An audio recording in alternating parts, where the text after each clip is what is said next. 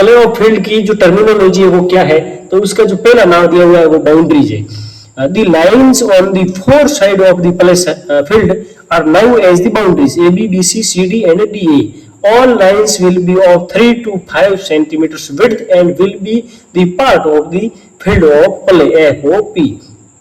यानी ये कहना चाह रहा है कि मैदान के चारों तरफ की जो लाइन होती है, जिसको हम A B B C C D D A के नाम से जानते हैं, वो जो होती है उनका नाम होता है बाउंड्रीज. और इस बाउंड्री की जो विड्थ होती है वो 3 से लेकर 5 सेंटीमीटर के बीच होना जरूरी है. ये होती है बाउंड्रीज. अब बी पे दिया हुआ lobbies. The area on both the vertical sides of the play field measuring 1 metre in width x length of the FOP are now as the lobbies. Lobbies will become part of play field once struggle start. Once struggle start.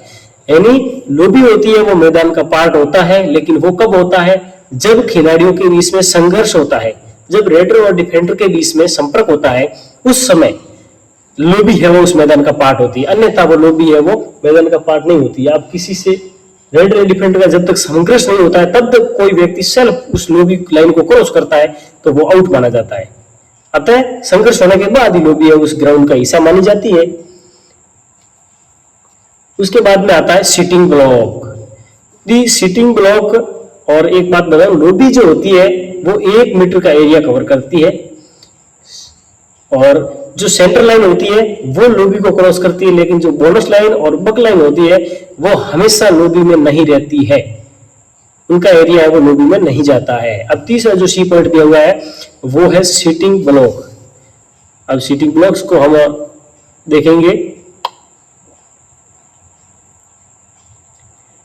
Sitting block. The sitting block for out players and extra players will be at a minimum distance of 2 meter from the end lines. The sitting block of out players and extra players should be separated from each other. Position of the sitting block.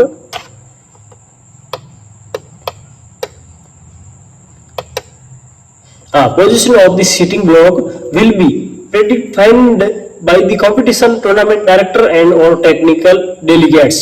यानी कि जो out players होते हैं और extra players होते हैं उन दोनों के लिए जो सिटिंग ब्लॉक्स होते हैं वो अलग अलग होते हैं. जो आउट प्लेयर्स होते हैं उनके लिए एंड लाइन से 2 मीटर की दूरी पर सिटिंग ब्लॉक्स होना चाहिए. इसके अलावा एक्स्ट्रा प्लेयर्स होते हैं उनके लिए भी 2 मीटर की दूरी पे होता है या उससे भी ज्यादा रहना जरूरी है. हालांकि दोनों का सिटिंग ब्लॉक्स अलग अलग होता है.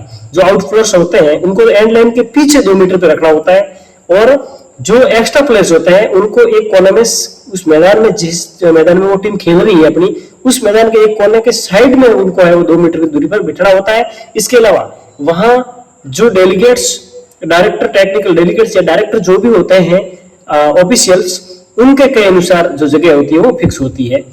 उसके बाद में हम देखेंगे मिड लाइन. डी पॉइंट पे दिया हुआ मिड लाइन. मिड लाइन को अपन कहते हैं मध्य रेखा, centre line, horizontal line that divides the play field into 2 halves is now as the midline as so in diagrams. and diagrams हम आगे बढ़ा करके आपको बताएंगे. हालांकि जो मैदान होता है यानी पुरुष का होता है 13 × 10 मीटर का, तो जो 13 मीटर के जो लंबी लेंथ होती है उसके सेंटर में यानी कि 6.5 मीटर पे है वो ये सेंटर रेखा होती है, वो मैदान को 2 बराबर भागों में डिवाइड करती है. उसको हम मिड लाइन कहते हैं. अब मिड लाइन के बाद में आता है हाफ. इस half of the play field divided by the mid line will be is now as half. यानी जो मिड लाइन के द्वारा पूरे मैदान को 2 भागों में बांटा जाता है उसको अलग अलग हाफ कहा जाता है. हाफ ए, हाफ बी. पूरे मैदान को 2 भागों में बराबर भागों में बांट दिया गया. ये